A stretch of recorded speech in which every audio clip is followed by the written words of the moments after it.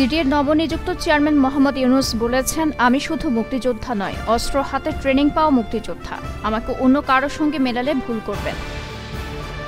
সন্দ্বীপ, মিরসরাই ও সীতাকুণ্ড উপজেলা পরিষদের নির্বাচন অবাধ, সুষ্ঠু ও শান্তিপূর্ণভাবে উপহার দেয়া হবে বলে জানিয়েছেন চট্টগ্রাম জেলা প্রশাসক আবুল বাসার মোহাম্মদ ফখরুজ্জামান। তাপদাহে বিপর্যস্ত পথচারী ও শ্রমজীবী মানুষ, পশু পাখি, এমনকি শখের চারাগাছকে পানি দেওয়ার আহ্বান চুস্কের ভারপ্রাপ্ত মেয়র গিয়াসউদ্দিনের।